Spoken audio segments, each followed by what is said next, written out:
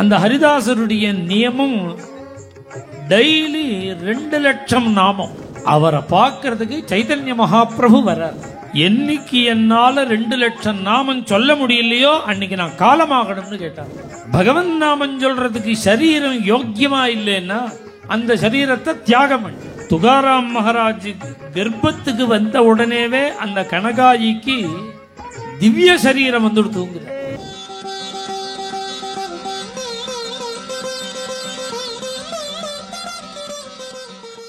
சைதன்ய மகாபிரபுனுடைய சிஷ்யாள்ல ஹரிதாஸ்னு ஒருத்தர். அந்த ஹரிதாசருடைய நியமம் டெய்லி 2 லட்சம் நாமம். தினசரி 2 லட்சம் நாமம் சொன்ன பிறந்தான் போஜனம் அவருக்கு. அந்த ஹரிதாஸுக்கு அவர் பூரி ஜெகநாதர் இருக்கு அவருடைய சமாதி.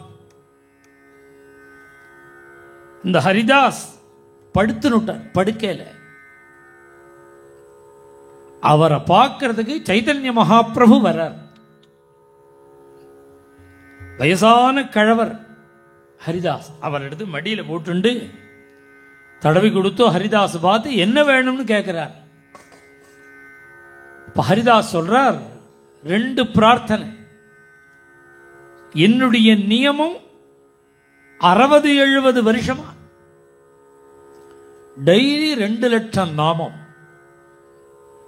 இன்னைக்கு என்னால சொல்ல முடியல. நீங்க அனுகிரகம் பண்ணணும். என்னைக்கு என்னால 2 லட்சம் நாமம் சொல்ல முடியலையோ அன்னைக்கு நான் காலமாகணும்னு கேட்டார். என்னைக்கு முடியலையோ அன்னைக்கு நான் காலமாக. இன்னொரு வரன் என்னன்னா, நான் என்னைக்கு காலமாறேனோ அன்னைக்கு உங்களோட திருமுகத்தை தரிசனம் பண்ணிண்டே ஜீவன் போகும். அன்னைக்குதான் அவருக்கு கடைசி நாள். மகாபிரபு அவரை தன்னோட மடியில் எடுத்து போட்டுண்டார். மடியில் இருக்கிற ஹரிதாஸ் சைதன்ய மகாபிரபுவை பார்த்துண்டே ஜீவனை விட்டுட்டார். பகவன் நாமம் சொல்றதுக்கு சரீரம் யோக்கியமா இல்லைன்னா அந்த சரீரத்தை தியாகம் பண்ணு. அப்படி விஸ்வம்பர மகாராஜ் தாபப்படுறார். ராத்திரி சொப்னத்தில் பாண்டுரங்கன் திவ்ய தரிசனம் கொடுத்து, நீ இனிமே பண்டரிபுரம் வர வேண்டாம், உனக்கு அசக்தமாயிடுது. அதனால நான் உனக்காக உங்காத்து கொள்ளையிலேயே மாமரத்தடியில பூமியில இருக்கேன். என்னை எடுத்துன்னு வந்து இந்திராயணி நதிக்கரையில நீ பிரதிஷ்டை பண்ண அப்படின்னு சொப்னத்தில் பகவான் சொல்ல, காத்தால பக்தாளோட கூட போய் அந்த பூமியை சுத்தம் பண்ணி மண்ணெல்லாம் எடுத்துட்டு பார்த்தா ஒரு ஸ்வயம்புவாக பாண்டுரங்கனும் ருக்மணி தேவி. பண்டரிபுரத்தில் தனித்தனி சந்நிதி. பாண்டுரங்கன் தனி, ருக்மணி தேவி தனி. இப்ப பாரத தேசத்தில் எல்லா இடத்துலையுமே சேர்ந்து தான் இருக்கா ருக்மணியும் பாண்டுரங்கனும். இதுக்கு முதல் பிரமாணமே அந்த தெகுதான் ஆரம்பமே.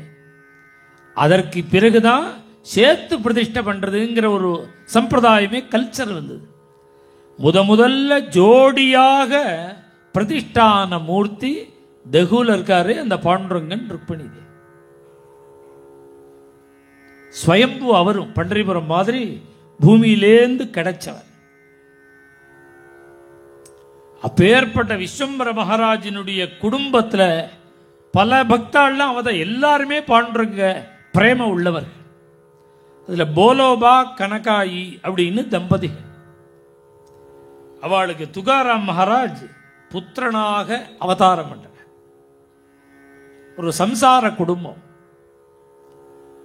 துகாராம் மகாராஜ் கர்ப்பத்துக்கு வந்த உடனேவே அந்த கனகாயிக்கு திவ்ய சரீரம் வந்து தூங்குறார். நாபாஜி எப்படி தேவகி அம்மாவனுடைய கர்ப்பத்துக்கு கிருஷ்ணன் வந்த உடனே எப்படி சா தேவகி சர்வஜகன் நிவாச நிவாசபூதா, எப்படி கிருஷ்ணனை கர்ப்பவதியாக இருக்கக்கூடிய தேவகி அம்மா உள்ள தரிச்சுட்டு இருக்கும் பொழுது எப்படி ஒரு திவ்ய தேஜஸோ அதுபோல கனகாய் 1665 அவருடைய அவதாரம். கிட்டத்தட்ட 350 வருஷம் முன்னாடி. மேலும் இது போன்ற சிறப்பான நிகழ்ச்சிகளை காண இப்போவே லைக் பண்ணுங்க, ஷேர் பண்ணுங்க, மறக்காம சப்ஸ்கிரைப் பண்ணுங்க.